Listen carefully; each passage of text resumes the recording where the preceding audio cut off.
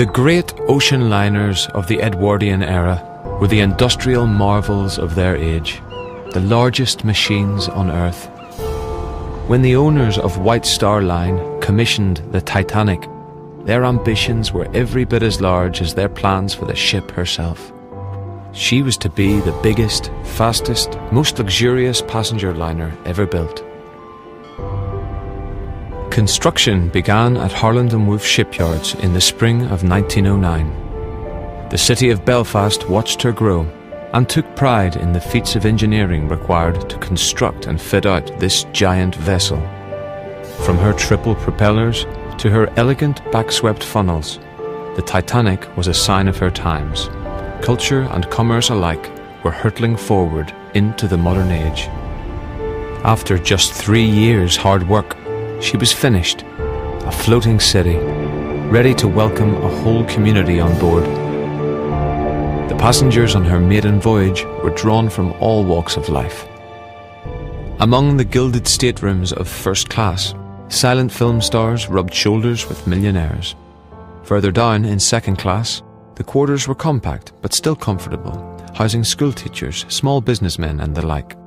And buried out of sight near the bottom of the ship, the third-class passengers included emigrants from all over Europe in search of a better life in the New World.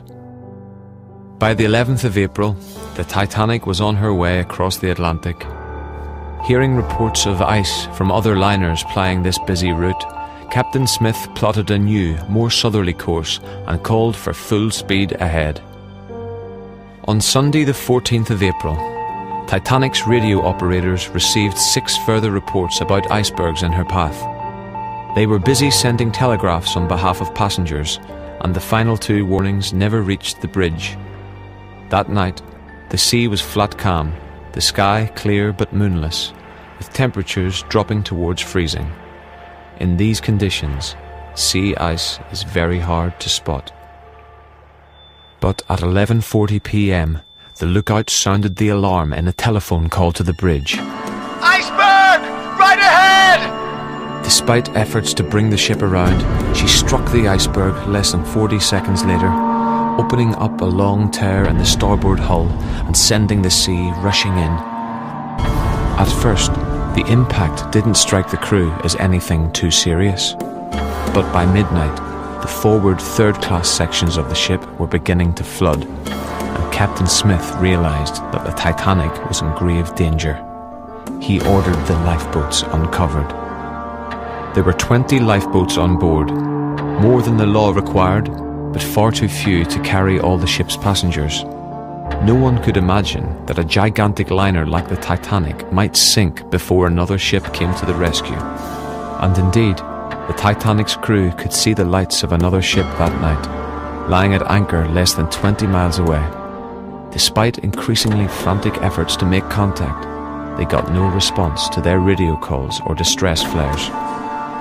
The nearest ship that answered Titanic's SOS was the Carpathia.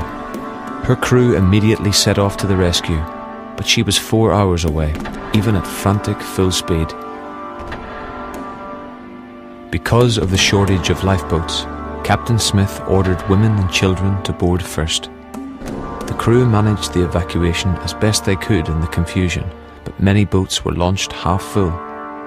Third-class passengers had to find their way through a maze of corridors and staircases to reach the boat deck. Just after 2 a.m, the final lifeboat was lowered. The passengers still on board could see that the game was up. Captain Smith relieved his men of their duties with the words, "Every man for himself," then returned to the bridge. At around 2:20 a.m, he went down with his ship. By the time the Carpathia arrived to pick up the survivors, more than 1,500 people had perished in the freezing water, and the ship herself lay on the seabed almost 4 kilometers below. Less than a third of the third-class passengers made it onto the list of survivors, although the women and children first policy proved effective across all classes. The Titanic was not the only disaster of its kind, or even the deadliest. But there is something about the story that still captures our imagination a century later. the way the tragedy slowly unfolds towards an inevitable ending, the warnings it seems to offer about the limits of technology and the arrogance of man. It's no wonder we have turned this unlucky ship into a legend.